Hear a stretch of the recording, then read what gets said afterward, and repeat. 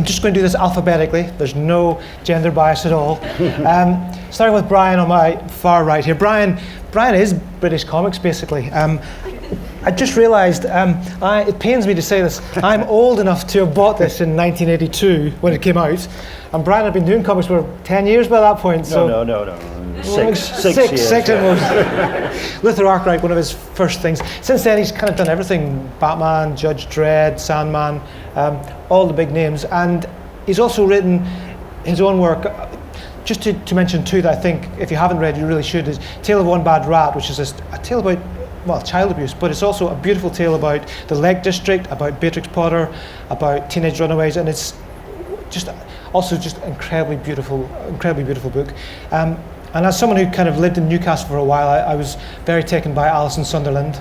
They're not all Mackhams there, you know. They're kind of, it's quite a nice place actually. I worked out, a very interesting place, and Bryan did the great Sunderland psychogeographic novel. See what I did there? That sounds slightly downplaying it because there's not a lot of competition in that particular field, I would admit.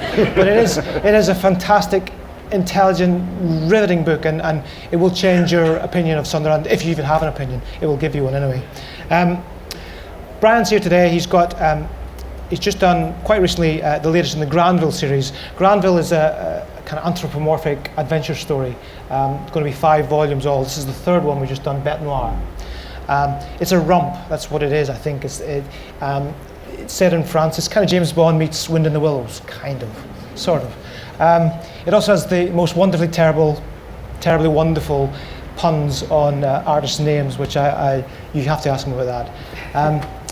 But Bryan is also here as the artist of Daughter of Her Father's Eyes, and Daughter of Her Father's Eyes is written by his tag team guest here, Mary, his wife. Mary had a long career, very, very high-standing career as an academic, expert in feminist linguistics. She's now retired, not too long now. How many months?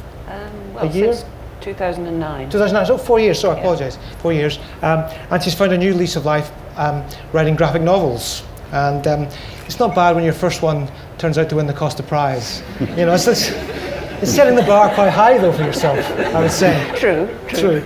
But anyway, Daughter of Her Father's Eyes is Mary's story. It's a story about her relationship with her father, who was a Joycean scholar. It's also the story of Joyce's relationship with his daughter. So it's a story about fathers and daughters, and it certainly deserved the prize. It's a fantastic piece of work, and we're going to talk about that today. We're going to talk about fathers and daughters. We're going to talk about literary history. We're going to talk about badger detectives, and anything else we can get into in the next hour or so. But let's just start by welcoming our guests, Bryan and Mary Talbot.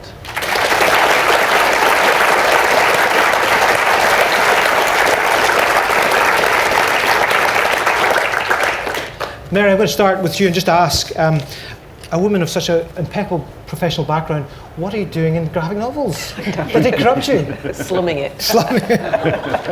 No, it was a pleasure. It was a delight when I took early retirement to be able to turn my attention to something which was fun. Writing academic textbooks is interesting and all, but it's hard work. This is easy then, is it? It's producing narrative. There's a different sort of feel to it altogether. Yes, I don't know about easier, but more fun. More fun. Oh, that's good. Yeah. That's good. It's interesting.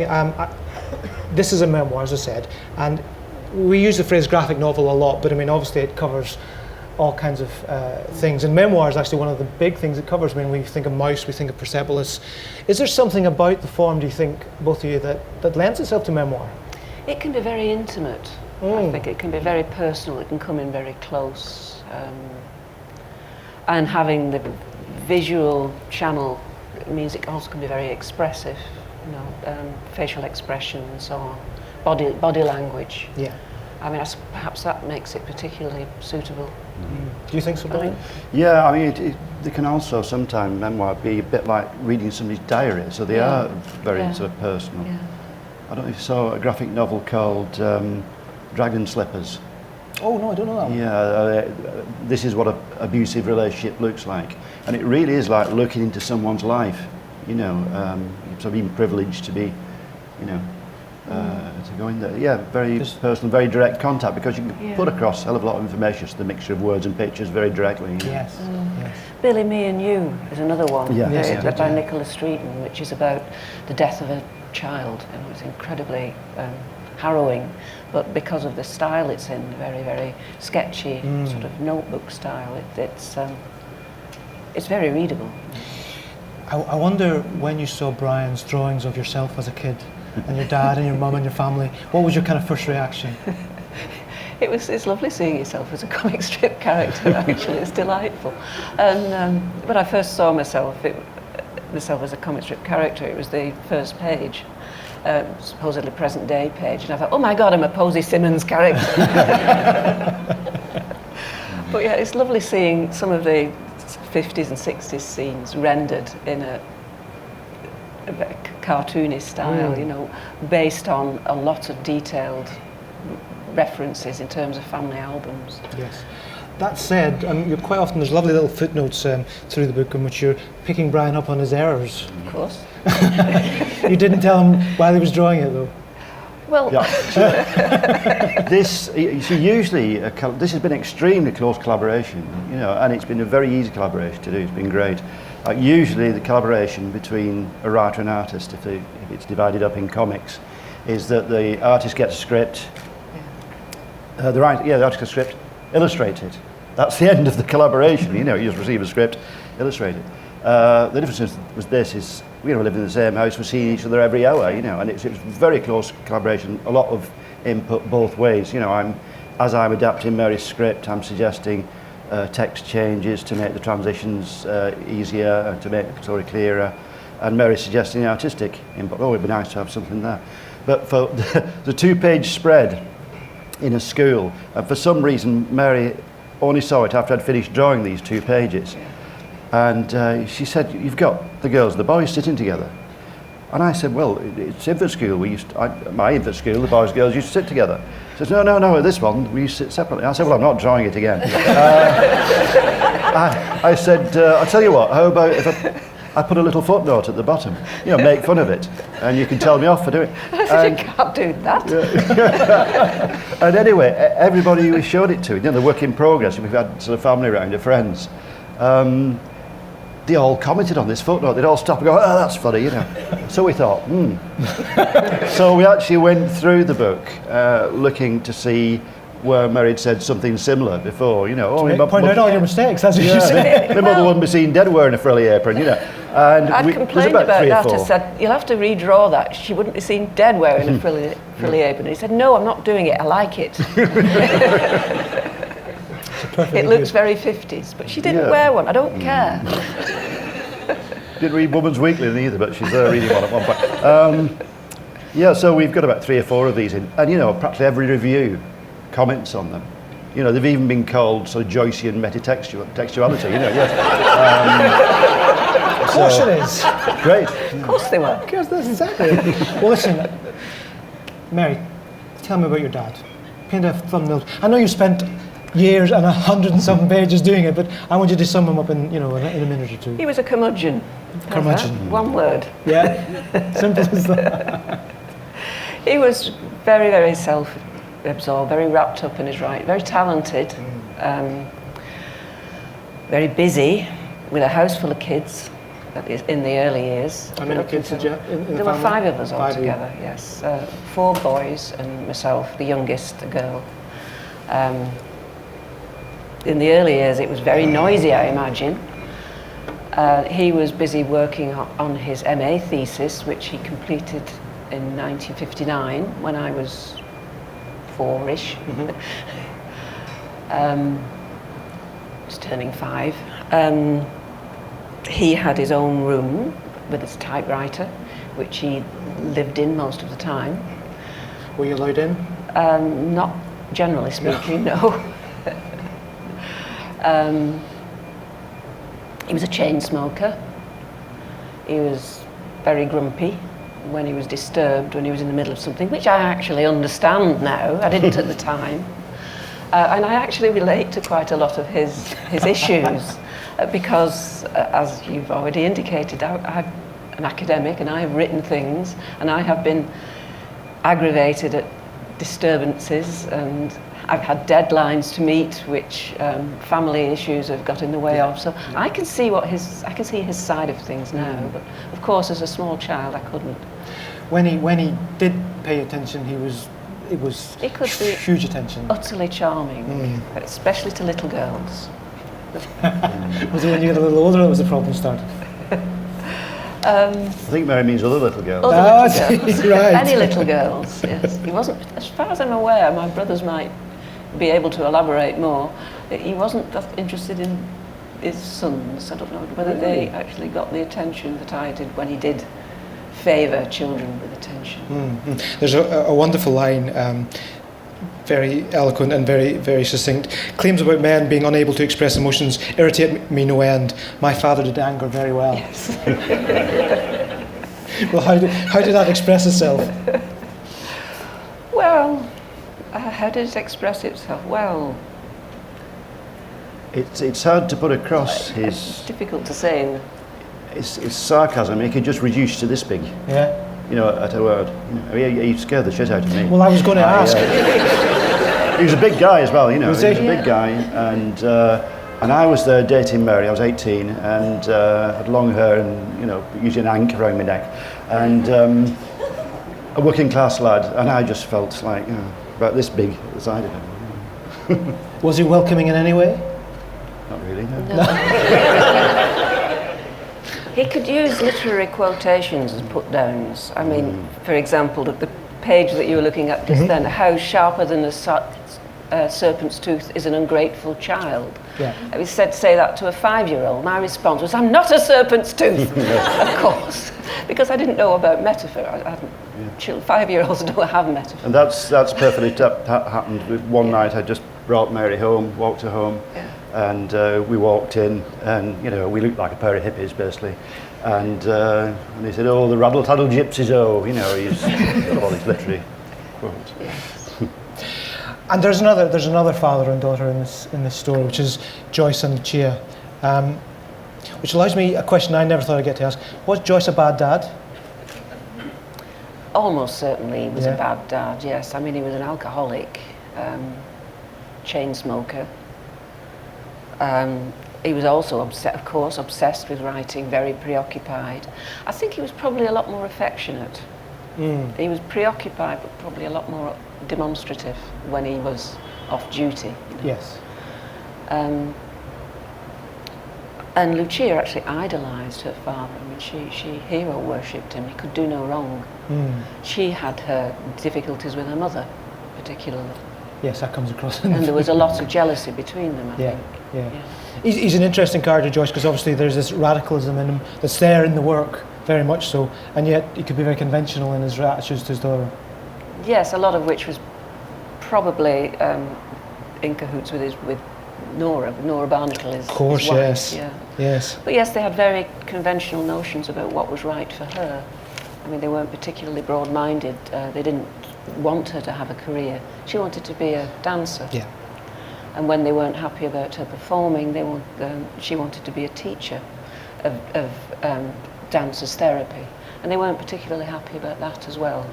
They just didn't.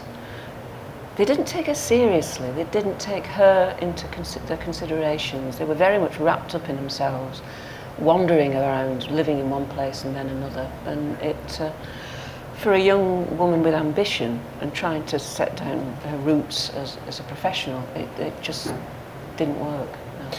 Was Joyce kind of part of the family for you, if your dad was kind of obsessed with him? He was like a ghost in the house, yeah. I mean, you'd be hearing random bits of Finnegan's Wake being mumbled in the corridor.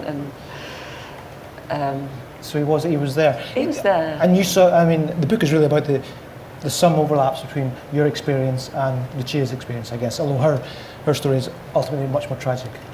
Yeah, well, I was using the two case studies, if you like, of girls growing up in the different points in the 20th century to look at what social expectations have been for girls in households and how things have changed. Because they've changed a hell of a lot, haven't they? Yeah. I want to I came away from the book, I think it's a fantastic book. I came away thinking about two other fathers who kind of aren't in the book, and one of those is yours father, Bryan. I'm just wondering what your relationship with your father was. Was it very different? Yeah, yes. He does actually appear on one panel. Oh, he does. My mum and my dad are on one panel. That's right, yes. For Mary's dad's funeral. My relationship with my dad was completely different. It was very amicable. The thing is, I was an only child, and my mum, so she could look after me, she trained as a hairdresser and opened up a hairdressing salon in the front room. So I was brought up with her working till 9 at night most days, perhaps sometimes 7 days a week. My dad was a shift worker, so he was either in bed because he had done the night shift, or he was in work. So I spent most of the time, most of the days on my own. So I've always had a good relationship with my folks. I still see him. I go and see my dad once. My dad just turned 90. Wow. And congratulations. But he's very frail now. Yeah. And the other father, I guess, is you. And I'm wondering, having done the book, and you have children, two sons. Two sons, yeah. I mean, did it make you reflect on your own, parenthood, as it were? It did actually, yeah. I'd be very pleased if it has that effect on people, actually make them think about their own parenting. Yeah, because I, like Mary's dad, I mean, it's hard to make a living as a comic artist, and you do have to put in time. And went for 10 years, 12 years, I was working. Well, I still work 7 days a week. If I'm at home, I'm working. But I was working till 2 o'clock every morning. And very often, I'd be in the same situation as Mary's dad. They're in the front room working, the kids would come in and see me. I'd see them at dinner times, lunchtime. But did you shout? That's what I want to know. Did you shout at them to get out of that room? I didn't. You're better in that sense. You shout at them sometimes for different things. When you find out they've got up onto the roof of the house, they've been walking about on the roof playing Spider-Man, that's tends when to make you get a bit shouty, yeah. Sometimes actually, come to think of it, on that occasion, it was me who was doing the shouting. Yeah, I came back and Mary told me, and I went in, and they said they were really terrified because I wasn't shouting at them. I was pale, That kept home. You said it was a very easy collaboration between the two of you. I'm wondering what you learned about each other that you didn't know, if anything, from working together. He's a stickler. He's a perfectionist. Yeah. And it's great. I was very, very impressed. I mean, because obviously he'd been working in your life. He'd been all these years together, and I guess you'd seen him working because he's in the house and things like that. But was it an insight into what Bryan does? Yes, I think it was. Yeah. Into the process. Yeah. And did you know Bryan all of Mary's story? Was that all familiar to you? Yeah.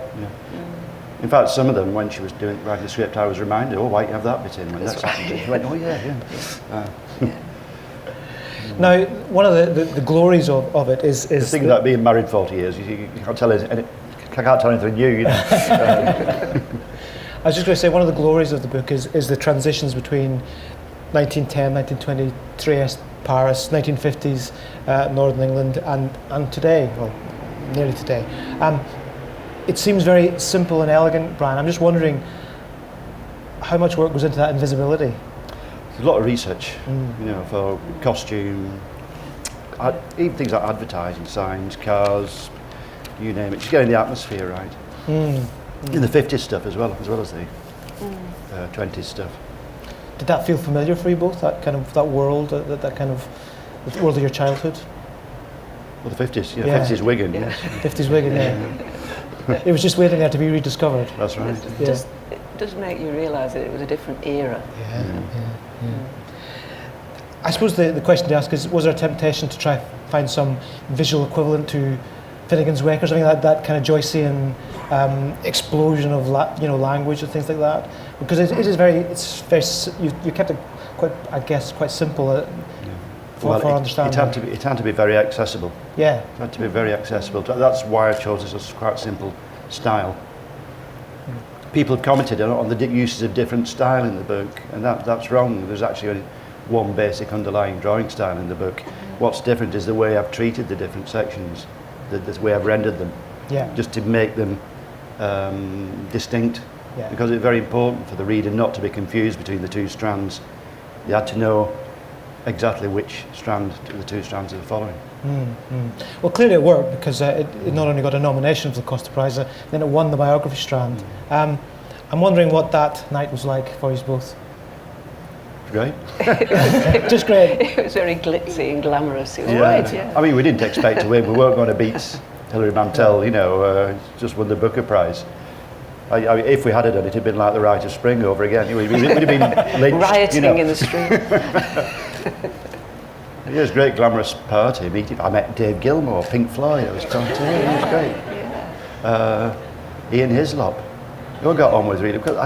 Margaret Lippman we met. Yeah. I spilled a glass of wine over Alison Stebbins. glass of champagne it was over her. She didn't mind. Honestly.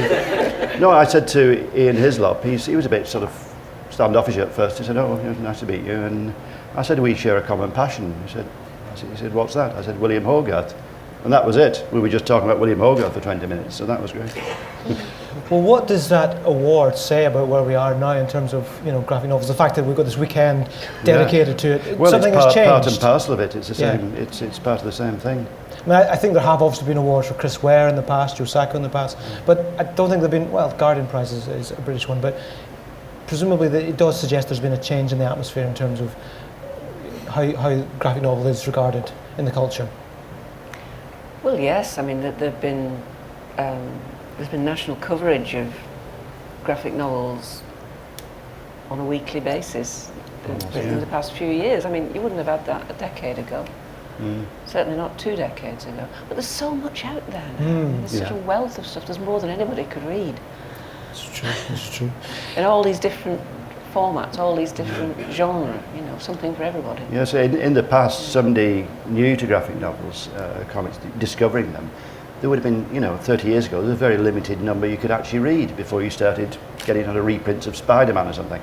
But now there's just a great range, huge gamut of stuff for anybody, intelligent person's taste, you know. Mary, There's enough to sustain it. Yeah, I was just going to ask, did you read graphic novels? Have you always read them? Has it always been something because of Bryan's? It's tended to be Bryan directing me to something and saying, I think you might like this, rather than me going out of my way. Until recently, I mean, since I've sort of taken a professional interest, if you will, when I'm reading a lot more than Bryan is now. Because he just gets on with his own stuff and doesn't really read anything unless he's travelling. I was wondering, have we had the graphic novel equivalent of Ulysses yet? I don't know. People said that about Black Hole, Charles Burns' Black Hole. I'm not. I don't think it is. No. I don't think we will have. I mean, have we had a literary equivalent of Citizen Kane? Have we? Yeah, you're comparing different media. You know. Okay. I don't think it probably wasn't Grandville Bête Noire, which is a totally different thing. It's I think the best thing to say is it's a romp. I think it's a romp. The Grandville books. But I wanted to ask about it. There's a really interesting angle in Bête Noire, which is full of guns and explosions and rip-roaring fun. But there's also an interesting little kind of not that well-known historical fact that's kind of at the heart of it, which is that the CIA were promoting abstract art. Is that the case? Yeah. Anybody who likes abstract art are CIA dupes, basically. Tell us about it.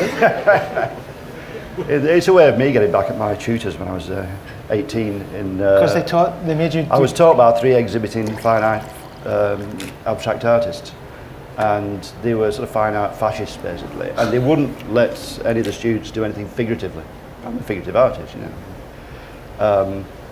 So I never learned how to draw there. I only learned to, you know, I had to practice in my own time and do it later. No, but in the story, it just inspired this sort of plot in the story, which I then have a note at the back of the book explaining where the idea came from. And it was that Nelson Rockefeller in 1933 commissioned Diego Rivera, yes, the Mexican, Mexican artist, to do a mural at for the Rockefeller Plaza. And he was a socialist, and he did basically a socialist mural with Lenin in it and stuff. And Rockefeller saw it and said, "We can't have this. You know, he's a capitalist." And it was attacking all the values he stood for, and the capitalist, the ruling class. And he actually barred him from the site and had it destroyed in what was described at the time as an act of cultural vandalism. And after that, he put all his money, this is the 30s, early 30s, into abstract art, because abstract art is politically vacuous. You can't get across a political message with abstract art. And the CIA got onto this, and they were in the Cold War, you know, after from the 50s onwards, and they wanted to prove that America was so culturally superior to Russia. So they actually used it as a cultural weapon, abstract art. They poured millions into promoting abstract art, which was actually famously unpopular in America. Ordinary people in America didn't like it, but they made people like it by funding exhibitions, paying people to give great reviews for it. They just poured money into it, and it became established as this, you know. Some abstract art is all right. I was just going to ask. That was the basis for the idea. That was inspiration for this sort of the conspiracy in Grandville, yeah. which is set in an alternative world, a Belle Epoque France, steampunk France. You know, and it's as much as Sherlock Holmes as James Bond, isn't it? I suppose so. The third one is quite Bondish, and the Bond villain is basically Toad from Winnie the Willows. You know, so I've never liked Toad. You know, I loved Winnie the Willows as a book, but Toad, I hated that character, and I think that's one of the reasons LeBrock, Detective Inspector LeBrock, the character, is a badger, because the badger in Winnie the Willows is the most capable character there, and he's the most effective person there. Yeah. So basically, you're telling us that Grandville is a chance for you to get revenge on everything you've ever disliked or hated. No, actually, it's an excuse for me. I'm going back to childhood, because one of my first, I was reading nursery comics and things like that before when I was little. But my dad used to buy me the Rupert the Bear annual every year. That was my Christmas present. And I used to love Rupert the Bear. And I also, when I was little, when I grew up, I wanted to be a private detective. That was my ambition. So now I'm actually drawing, or sort of Rupert the Bear for adults, basically, about a detective, a detective story. So I'm getting back to my childhood, I think. Here it is, Detective Inspector LeBrock. Now, Mary, not only have you written Daughter of Father's Eyes, but you've now gone on and written another book with Bryan, which comes out next year, is that right? Comes out next May. Yeah. So been finished for 2 months, and we have to wait till next May. Yes. So tell us a little bit now, what's the plan for that? It's Sally Heathcote's Suffragette, and it's about the British suffragette movement. It's historically grounded, it goes through history, but the main character, Sally, is a fictional one. And she's a maid-of-all-work. She, at the start of the story, she's working in the Pankhurst household in Manchester. That's Rupert the Bear's dad in the background over there. Sorry. And Rupert the Bear's dad doesn't come into it. That's right. I was looking forward to that bit. That's probably the sequel. Of course. Do the crossover next time. Well, in a sense, it is a continuation of a lot of the themes of Daughter, because it is about, the position of women in the society and how constricted that is, really. Yes, it's dealing with gender politics, certainly, in a historical way. Basically, it was me. I wanted to know more about the women's suffrage movement in the Edwardian and Victorian period, and I thought this was something I could absorb myself in. I wouldn't get bored with it sufficient to be able to produce another story. So it's basically me indulging myself, I suppose. That sounds but doing it using the sort of academic skills and background to produce a good story. What was the thing that you discovered that most surprised or shocked you? I discovered I knew virtually little about the suffrage movement and how massive it was, and how much it influenced across the social classes. It wasn't just an aristocratic movement, although there were aristocratic women going to prison. Yeah. It was also very working class. Of course, it impacted a lot more seriously on the working class because they couldn't afford to. Yeah. But there were great heavy toll on doing something like going to prison. But yeah, the sheer scale of it was something that I hadn't really appreciated at all. What surprised me, what I found surprising about the story when I was reading Mary's story, was that how much of the women's movement Mrs. Pankhurst actually starts becoming the villain of the piece. And I think this is going to upset a lot of people. It's not without giving too it's much not away. just about the Pankhurst family by any means. I mean, they were very important, but they were a very small part of a very large and very diverse movement. I mean, all the different. It wasn't just the Women's Social and Political Union, which was the Pankhurst thing, relatively late, when it started in 1903. There was also the National Union of Women's Suffrage Societies, which was Millicent Fawcett was the president of for many, many years. There was also the Women's Freedom League. There were dozens and dozens of them. I couldn't remember them all. You know.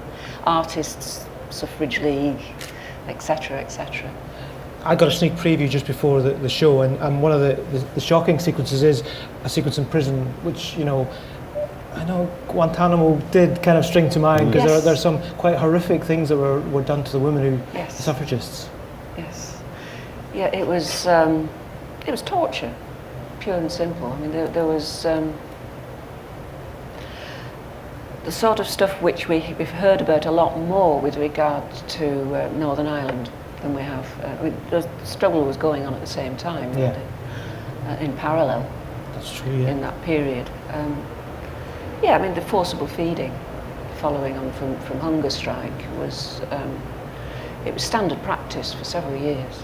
And then that was, at a later stage, by 1913, there was the so-called Cat and Mouse Act, which was the way that the government got around having to release women who were being killed by the process of forcible feeding. Killed? Well, being brought to the point of serious injury. Wow. And some of them died. So they had to after release them yeah. from prison. The Cat and Mouse Act, so called, was this temporary discharge act. They could allow a woman out under license and then pull her back in again when she'd recovered. And, you know, in theory, they could have had her in prison, in and out of prison indefinitely, in order for her to finish out her term, the prison term. The World War I stopped all that. Of course, yes. Who knows how long it would have gone on if it hadn't been for that. Yeah, and that changed the whole situation. Yeah. I want to kind of open it up to questions in one moment. I just wanted to ask you very quickly, I'm not even sure if I'm allowed to say this, at the Edinburgh Book Festival, which is actually organising a festival in the Lake District next month, October?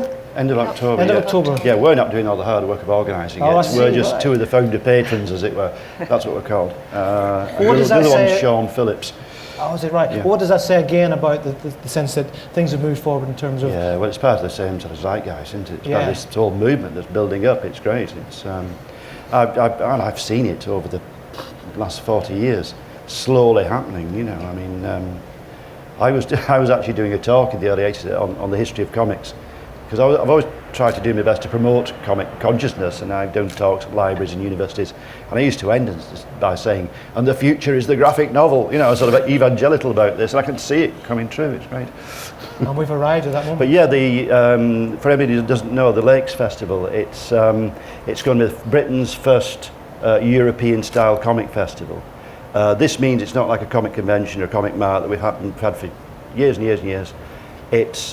We're taking over Kendal. We're taking over the whole town, from the town hall to the library to the leisure centres, the arts centre, the streets, the shop windows. There's going to be comic displays in shop windows. There's going to be free exhibitions around the town. There's going to be free events for kids.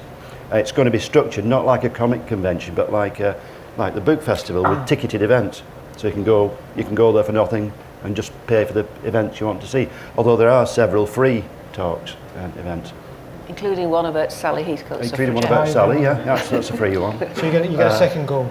Listen, I would like to give as many chances to people to ask questions. So if you just stick up your hands, there is a microphone, and if you wait until the microphone comes to you so everyone can hear. I got see one there, a couple in the middle.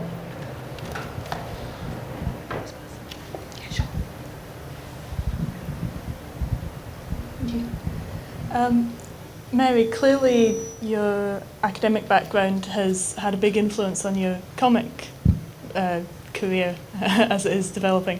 Do you think that there's anything that you would take from your experience now with graphic novels that academia might benefit from? Well, I would like to see graphic novels being used in curricula. Actually, I'm sure there's a place for them in an academic context. Certainly, I mean, it'd be nice if Dotter is being used. Well, they are being used. Graphic novels are used but in there are on courses university on graphic courses. novels Yeah. now, anyway. So Dundee, yeah. I think, does one, I think, Yeah. doesn't it? Yeah, there's an MA, and in fact there are various people doing PhDs in Dundee. But and Sally Heathcote, suffragette, certainly I'm thinking of students as part of the audience, and it's a learning resource. I mean, it's supposed to be a cracking story first and foremost, but it's also packed with detail, you know, references for taking There's things further. over 20 pages of annotations at the Yeah. end, giving all the historical references. Thank you. It was like there's someone behind you, actually, just behind you. Use the toad. I love. How did you come up with the idea of just in Grandville, just the people being animals? I think that's very interesting. That's very simple. I was after I'd finished Alice in Sunderland, I was looking at this book I've had for years on John Ignace Isidore Girard. He's an early 19th century French illustrator, and he was a big influence on John Tenniel, which is why I was checking it up, you know, the Alice illustrator. And he used to specialise in doing these wonderful anthropomorphic cartoons, you know, illustrations using animals in contemporary dress, and they were satirical. I've had this book 20 years or something. And it suddenly occurred to me, looking at this, these pictures, I suddenly went, Grandville, that's a great name for a series. You know, Grandville could be the name of Paris in an alternative world where it's the biggest city in the world, in a world populated by animals. So that's why it's got animals in it. It was inspired directly by Jean Ignace Isidore Girard. Sorry, he used to sign himself J.J. Grandville. That's where the Grandville comes from. That was his pen name. And that inspired the whole thing. And it was really quite amazing. Usually a graphic novel, I have to think about it for months, years, and make notes, do all sorts of things before starting it. With this, it just all came in a flash like that. I was just, after I had this initial idea, I spent about a week thinking about it while I was doing other things. At the end of the week, I just sat down, I did a simple structure, and just sat down and typed the script, and I typed the whole script, the first draft of the script, in about 5 days. And that's how the story stood. You know, I polished it a bit as I went along, but the other ones have been a lot harder, you know, it'll take a lot more longer. But that just came in a creative rush. It's great. So that's, to answer your question, that's why the animals in it. I've never done an anthropomorphic comic, so it was something new to do. And there are 2 more volumes to come still. Yes, I'm halfway through Grandville Noel, which is the 4th one, and I've scripted the 5th one, which is the darker of the 5, and it's the longest one. And although the stories are standalone stories, you can read them all in any order basically. They all happen a month apart, and there is a story arc over the whole 5, which accumulates in 5. Any more questions? There's one just here and one at the back. I'll get you over there. So. Great. Thanks so much for your talk and for the book. It's fantastic. I just want to ask about an issue that's kind of come up in the discussion about the politics of genre, where you were talking about the importance of Daughter of Her Father's Eyes being accessible versus a kind of Joycean difficulty. And certainly I think Grandville Bête Noire is also, you know, you're parodying the pretensions of the avant-garde and actually something that's sort of potentially politically reactionary. Do you think that sort of the accessible popular genres like graphic novels are sort of necessarily lend themselves more easily to political critique? Yes, well, actually they lend themselves to anything. But yeah, they're just good at putting across ideas very simply, aren't they? Yes, there have been comics, not necessarily brilliant ones, which have been dealing with difficult ideas and making them accessible for a long time, haven't they? Mm-hmm. Things on Kafka, for example, you know, explaining Freud.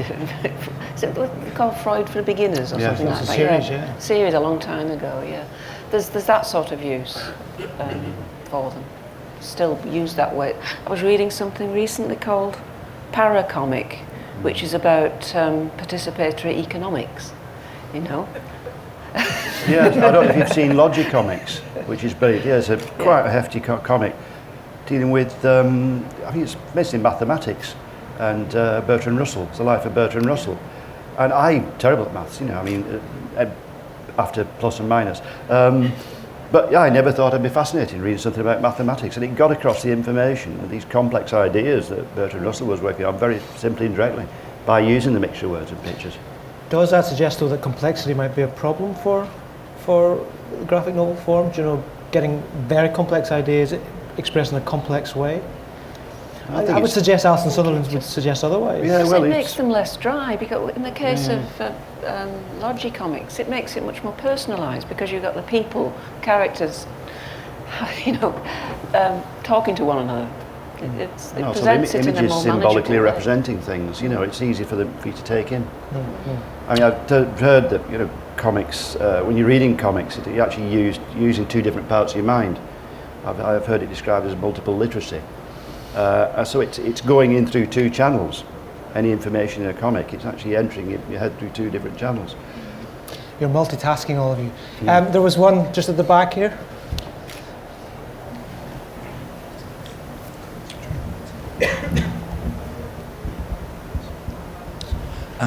I was struck as you were talking and images were going up on the screen behind you, I suppose Bryan, but both of you really, about the direction of travel with your career, kind of, you know, these latter ones, more non-fiction, kind of serious, weighty subjects.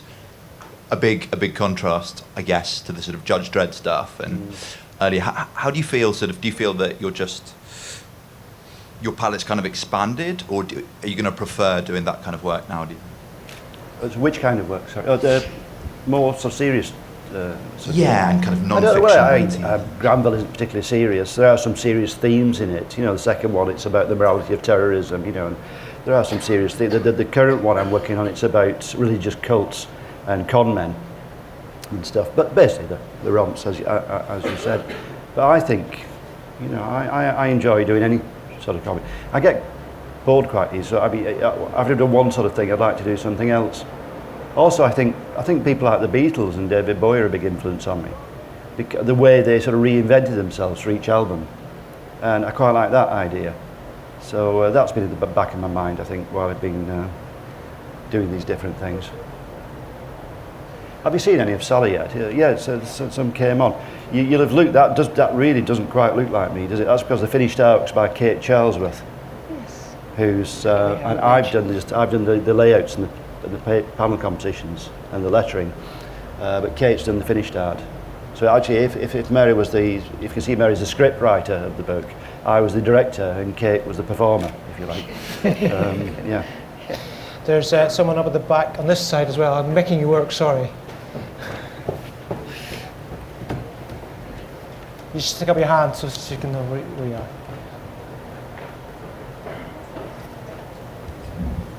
Hi, Bryan. I saw Grant Morrison here on Friday, and he was talking about. So did I. Yeah. Yeah. Oh, really? Cool. So he was talking about near myths and that sort of early sort of attempt to create a ground-up movement of comics in the UK and sort of overthrow the status quo. And now Morrison's writing Superman and Batman and goodness knows what else, and you're winning the Costa Prize. Have you accomplished what you set out to accomplish? And then in doing that, have you created an edifice that someone else is going to overthrow? And if so, like, what's that next change going to be? Oh, I don't know. I can't see the future. But yeah, I've not quite accomplished my ambition. I mean, I'm not a millionaire yet, you know, which is be handy. But no, yes, Grant was talking about the early days of near myths, which is we were trying to do. I mean, underground comics were just sort of tailing off, and I started. You've seen my early work was in the tail end of the underground movement. But we were trying to do what Mike Friedrich called a ground level comic, which was a comic that it wasn't a counterculture comic like underground comics. It was just a comic for adults, for grown-up people who wanted to read comics. And it was also trying to do what sort of Metal Hurlant was doing in France at the time. Although we didn't have the budget of either. But I think we did. I mean, Arkwright started running there, which 78 onwards, and Grant's first work was published there. And several of the people who actually worked for Near Miss went on to become comic artists. So, you know, it was a way of getting into the business, because then we weren't making a living at it. You know, it took about 5 years before I had to. I could go self-employed, you know, and start doing it full. When I got offered work back from 2000 AD, that was the first time I actually started earning a decent wage from doing comic books. Do you feel part of the establishment now? I don't think you can really, because you know, I spend 99% of my time in my own room, so I can't see the establishment here. You know, you know, you're on your own most of the time, just working. It doesn't feel like that. Probably I am. I think time for another question. There's one right in the middle here.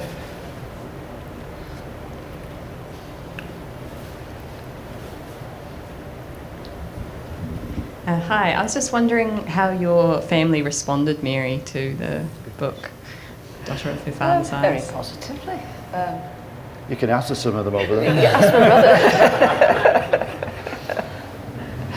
brother. A surprise initially, as you can imagine, but I hope they're quite proud of it. Nobody took exception to the way my father was represented. That's what you were hinting at, what you were asking about. I think they said they could see why I presented him that way and didn't have a big issue with it.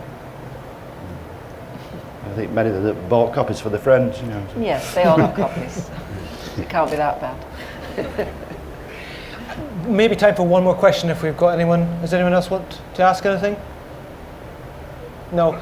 I'll tell you what I wanted to ask. We've got just very quick time. Joyce, did Joyce have an interest in comic strips? Was it something he was aware of? There were comics in the household in Paris, certainly. Gasoline Alley. Oh yes, yes. Probably brought over by American visitors. And I think there may have been copies of Comic Cuts hanging around, which is a British one. But I don't know. He and Joyce and Lucia were big fans of silent film. I mean, they were big Charlie Chaplin fans. In fact, they once stalked him in Paris. And then Joyce took cinema to Ireland, didn't he? He did, yeah, that's right. Yes, and it flopped. Listen, ladies and gentlemen, we're kind of nearly out of time. If you haven't read Daughter of Her Father's Eyes, I really would strongly recommend it, if only to come away thinking, Samuel Beckett, what an absolute swine. Although Mary says he's actually, he redeemed himself in Lucia's later life, I think. Well, he was one of the few people who actually went to visit her in the sanatorium in Northampton, where she ended her years. Her brother and her mother never did. So, okay. Half a swine. Listen, I just want to thank you all for coming along. I hope it's been entertaining for you. Mary and Bryan are going to be signing in the next tent, just next door. If you give us a couple of minutes to get out, you're more than welcome to come along, get books signed, have a chat with both Bryan and Mary. I'd just like to say thank you all so much for coming along. I hope it's been fun, and please just give a hand to our guests, Mary and Bryan.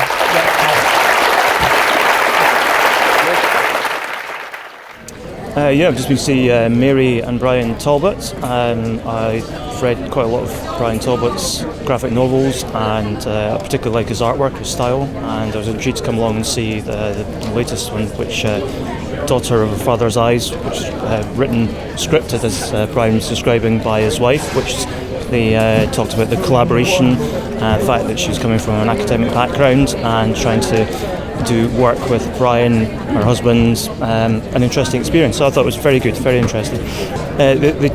What they talked about was the fact that working together for the first time was an interesting experience, the fact that they would do just regular discussions, talk over dinner, and one of the main things that's been picked up quite a lot is that there were a few inaccuracies in some of what Bryan had drawn from what Mary remembered, and that became a feature in the novel with footnotes, which has been picked up by the press as quite a big, interesting way of presenting the information.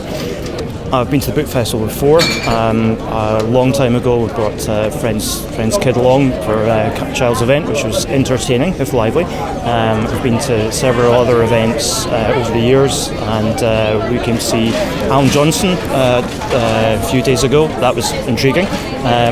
and I'm going to go and see Neil Gaiman tonight as well, and I'm hoping that'll be as interesting as what we've just seen.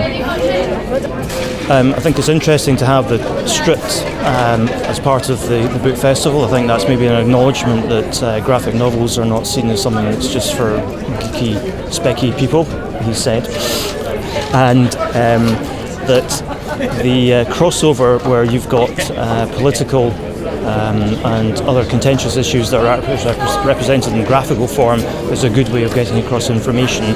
Sometimes that information may be seen as dry, however worthy it may be, but I think a graphic novel can actually do a job right across a range of different audiences.